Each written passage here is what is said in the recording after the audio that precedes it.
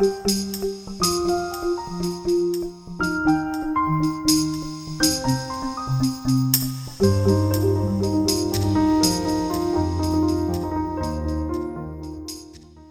film que nous allons voir présente un accident survenu dans une usine chimique française en mai 2012. Après une rapide présentation de l'usine et de l'unité accidentée, nous verrons comment une succession de défaillances a conduit au contournement des mesures de sécurité mises en place et au rejet d'air libre d'un gaz très toxique. Nous terminerons cette vidéo par une analyse des causes de l'accident qui se révèlent plus fréquentes qu'on ne le pense.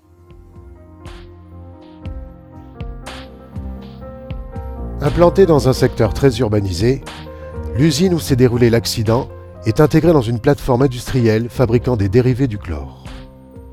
L'établissement est classé Seveso seuil haut en raison des grandes quantités de produits chimiques dangereux utilisés ou fabriqués.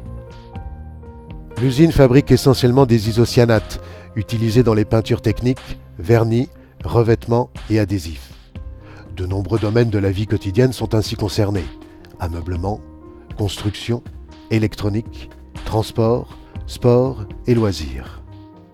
Ces isocyanates sont synthétisés à partir de chlore, en passant par un intermédiaire de réaction, le phosgène. Mais le phosgène est un gaz très toxique. Historiquement, il a d'abord été utilisé lors de la Première Guerre mondiale. La France construit alors plusieurs sites de production de gaz de combat chloré, dont cette usine, implantée à l'époque loin des zones habitées. Aujourd'hui, son usage militaire a été abandonné, mais le phosgène reste indispensable à la synthèse des isocyanates pratiquée dans l'unité concernée par l'accident. Cette unité est constituée d'un bâtiment technique, abritant une salle de contrôle, des installations pour la synthèse du phosgène et la distillation de l'isocyanate, ainsi qu'une enceinte de confinement dans laquelle sont regroupés tous les équipements contenant du phosgène sous haute pression. Produit sur place par réaction du gaz chloreux sur du monoxyde de carbone, le phosgène sous basse pression rejoint l'enceinte où il est liquéfié et stocké dans un réservoir tampon. Le phosgène liquéfié froid est ensuite pompé à travers deux échangeurs de chaleur pour être vaporisé à l'aide de vapeurs surchauffées. Collectés en pied d'échangeur, les condensats de cette vapeur sont stockés hors de l'enceinte dans un réservoir de soude maintenu en dépression et relié à la colonne de sécurité de l'unité.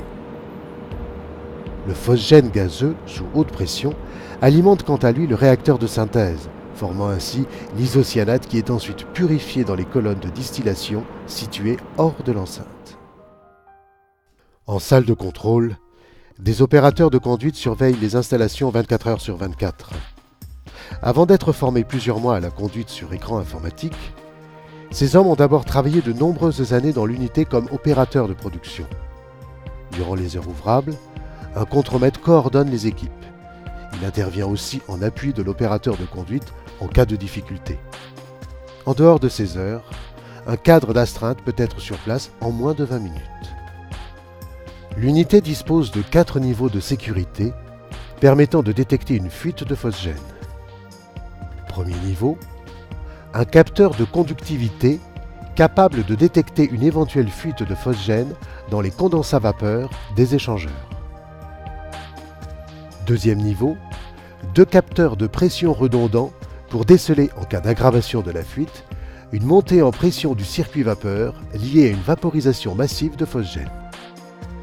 Troisième niveau, un capteur de pression atmosphérique et plusieurs capteurs de phosgène répartis dans l'enceinte pour signaler une fuite de phosgène sous pression dans le confinement. Quatrième niveau, des capteurs de phosgène répartis hors de l'enceinte et au pied de la cheminée pour détecter une fuite de gaz à l'extérieur du confinement ou une défaillance de la colonne de sécurité. Le phosgène sous pression traverse le faisceau composé d'une centaine de tubes métalliques qui équipent chacun des 2 échangeurs. Encrassé par des impuretés laissées par la solution de phosgène liquide, l'un d'eux a été nettoyé et séché à l'azote 7 mois plus tôt. Mais malgré le soin apporté à cette opération courante, un dépôt résiduel humide est resté dans l'un des tubes. Lors de la remise en service de l'échangeur, l'eau piégée dans ce dépôt réagit avec le phosgène pour former de l'acide chlorhydrique, qui va corroder peu à peu la paroi interne du tube qui finit par se perforer le jour de l'accident. Par cette perforation de la taille d'une pointe d'épingle, une petite fuite de phosgène se déverse dans l'échangeur, côté vapeur d'eau. Confiné sous forte pression et au contact de la vapeur, ce phosgène génère alors de l'acide chlorhydrique concentré. L'aspiration sur le circuit des condensats entraîne le phosgène en excès et l'acide chlorhydrique formé dans le réservoir de soude extérieur, puis les gaz acides sont neutralisés dans la colonne de sécurité. Il est 22h15.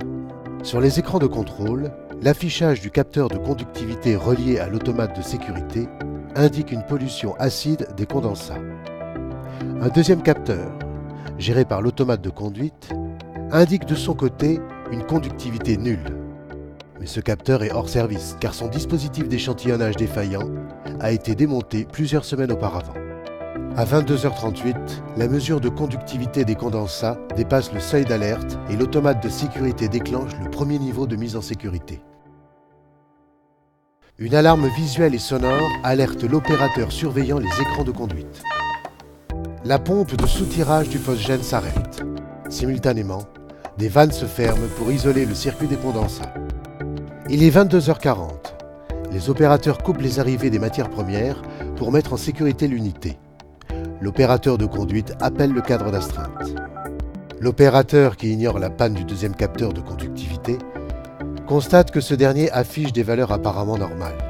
Il demande alors à un agent de production de prélever un échantillon sur le circuit des condensats pour en mesurer la conductivité. Cette analyse ne peut être effectuée qu'au laboratoire. Elle seule pourra lever le doute sur les valeurs contradictoires affichées. Mais l'analyse prend plus de temps que prévu et le résultat tarde à revenir. Le cadre d'astreinte entre dans la salle de contrôle vers 23h. Il interroge l'opérateur de conduite et scrute les écrans en essayant de comprendre l'origine de ces mesures divergentes. Malgré une purge manuelle des condensats lancée depuis le tableau de contrôle, des valeurs très élevées sont toujours affichées par le capteur de conductivité qui a entraîné la mise en sécurité. Sans attendre la confirmation des résultats par le laboratoire et après concertation avec l'équipe en poste, le cadre décide de shunter le capteur et autorise le redémarrage de l'unité. Il est 23h12. L'opérateur de conduite relance la production depuis son pupitre de commande. La pompe de phosgène redémarre dans l'enceinte et le phosgène liquide circule à nouveau dans les échangeurs. À l'extérieur, des opérateurs ouvrent les lignes d'alimentation en matières premières. Le redémarrage des installations aggrave la fuite de phosgène dans l'échangeur. Hors de l'enceinte, une bride d'appareilleurs était mal boulonnée après une intervention de pompage sur le réservoir de soude. L'aspiration du ciel gazeux du réservoir vers la colonne de sécurité devient insuffisante pour maintenir le circuit en dépression. Le phosgène s'accumule dans le réservoir, puis, dès 23h30, de petites bouffées s'échappent par la bride. Le phosgène atteint les capteurs extérieurs positionnés autour de l'unité. 10 minutes plus tard, les alarmes de détection phosgène se multiplient en salle de contrôle. La situation devient confuse, personne ne comprenant l'origine de la fuite. La situation s'aggrave une nouvelle fois à 23h52. Du fait de la corrosion par l'acide chlorhydrique, l'épaisseur résiduelle du tube dans l'échangeur est insuffisante pour résister à la pression du phosgène qui circule. Le tube se déchire brutalement. Une importante quantité de phosgène se répand alors dans le circuit vapeur, dont la pression augmente rapidement. Les capteurs de pression du circuit vapeur, qui constituent le deuxième niveau de sécurité, détectent la surpression. En moins de 5 secondes, le seuil niveau haut de pression dans le circuit vapeur est atteint, déclenchant des alarmes en salle de contrôle. Pour la deuxième fois de la soirée, la pompe de soutirage de phosgène s'arrête et les vannes se ferment sur le circuit des condensats. Mais cette fois, la variation brutale de la vitesse de la phase liquide due à l'arrêt de la pompe et à la fermeture des vannes provoque un phénomène de surpression ou coup de bélier qui rompt un purgeur du circuit des condensats en pied d'échangeur. Le phosgène sous pression, isolé jusque-là dans l'échangeur et le circuit des condensats, se déverse alors massivement dans l'enceinte confinée. Un capteur détecte peu après une augmentation très rapide de la pression atmosphérique dans l'enceinte. Le troisième niveau de sécurité s'active aussitôt. L'automate de sécurité ferme les clapets d'entrée et de sortie du circuit de ventilation de l'enceinte, qui est isolé en moins de 20 secondes. Mais pendant le délai de fermeture des vannes du circuit des condensats, la bride mal boulonnée du réservoir de soude laisse encore s'échapper de grosses bouffées de phosgène. Elles sont inhalées par les opérateurs œuvrant à l'extérieur, qui courent se réfugier en salle de contrôle. Les capteurs phosgènes extérieurs finissent par saturer, tandis que l'opérateur de conduite coupe les alimentations de l'unité. Lorsque les agents exposés aux phosgènes pénètrent dans la salle de contrôle vers 23h55, l'opérateur déclenche l'alerte gaz et active le confinement du local. La situation est sous contrôle vers 1h du matin. Les agents exposés aux phosgènes sont pris en charge par le service de sécurité de l'usine et conduits à l'infirmerie. La ventilation de l'enceinte est connectée à la colonne de sécurité et les 700 kg de phosgène piégés sont progressivement neutralisés par de la soude concentrée pulvérisée dans la colonne. Malgré une série de défaillances techniques et humaines exceptionnelles qui a sollicité les 4 niveaux de sécurité de l'unité, l'accident est maintenant maîtrisé. En l'absence d'un tel dispositif de défense en profondeur, un accident plus grave aurait pu se produire, avec le rejet à l'air libre d'une importante quantité de phosgène, susceptible de dériver vers les habitations proches.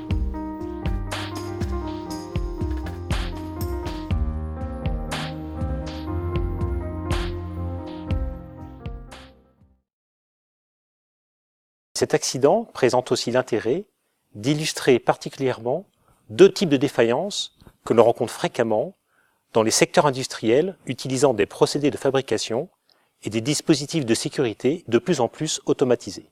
En premier lieu, les défaillances de capteurs. Ces composants essentiels, véritables yeux pour les usines, sont capables de surveiller et de détecter rapidement des situations dangereuses. Pourtant, le jour de l'accident, l'un des 2 capteurs de conductivité de l'unité était hors service. Son système d'échantillonnage, défectueux, était en attente de réparation depuis plusieurs semaines. Il faut alors se demander s'il est normal qu'un capteur reste plusieurs semaines hors service dans une installation utilisant des matières dangereuses. Certes, dans l'événement relaté, il y avait un 2e capteur de conductivité opérationnel.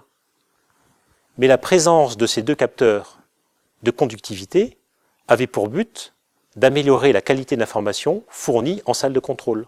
Et dans les faits, c'est l'inverse qui s'est produit, puisque la présence de ce capteur défaillant a dégradé la qualité d'information disponible. Dans une installation industrielle, la panne ou le dysfonctionnement d'un capteur ne doit pas être vu comme un événement isolé, mais comme le premier maillon d'une chaîne d'événements susceptibles d'aggraver ou de provoquer un accident dans un contexte technique, mais aussi humain. Ce qui nous amène au 2e type de défaillance fréquemment rencontrée. Les erreurs commises par les opérateurs en salle de contrôle. L'analyse de 170 accidents, extraits de la base de données ARIA sur les accidents technologiques, nous montre que la majorité des erreurs commises par les opérateurs en salle de contrôle ont pour origine un problème de perception, lié à la non-disponibilité des paramètres de surveillance en raison d'un nombre de capteurs insuffisant ou du fait de panne ou de dysfonctionnement des capteurs installés. Le film que nous venons de voir montre bien comment une mauvaise perception de la situation en salle de contrôle favorise la prise d'une décision inadaptée. Quand le cadre d'astreinte constate que des mesures anormalement élevées du premier capteur de conductivité ont déclenché la chaîne de sécurité, de son côté, le 2e capteur affiche des valeurs nulles car il est hors service. Mais ces valeurs sont identiques à celles affichées en situation normale. Et rien n'indique à l'écran que ce capteur est en panne. Ce soir-là, le cadre d'astreinte se trouve donc confronté à 2 mesures de conductivité contradictoires sur les écrans de conduite. Faute d'en connaître la raison, sa perception de la situation est inévitablement faussée. Ayant en tête que la situation est normale, il pense qu'un dérèglement du premier capteur est à l'origine du déclenchement de la sécurité et que celui-ci bloque donc la production inutilement. Le cadre d'astreinte décide de condamner la première chaîne de sécurité. Ce faisant, il dégrade le niveau de sécurité de l'unité et aggrave sans le vouloir l'accident.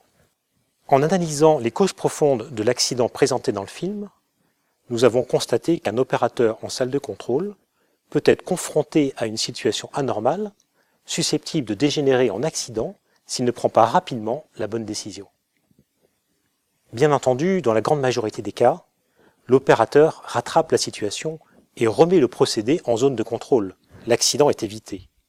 Mais parfois, son savoir-faire ne suffit pas, car un ensemble de défaillances matérielles et organisationnelles ne lui ont pas permis de bien comprendre la situation en cours, ou ont perturbé sa capacité à prendre la bonne décision, et l'accident se produit. Pour éviter ces accidents dont l'origine se trouve en salle de contrôle, la compétence et la conscience professionnelle des opérateurs sont bien sûr des facteurs importants, mais loin d'être suffisants. Il est aussi indispensable de s'assurer que le contexte technique et organisationnel dans lequel travaille l'opérateur de conduite lui permet de réaliser correctement les tâches de supervision qui sont attendues de lui.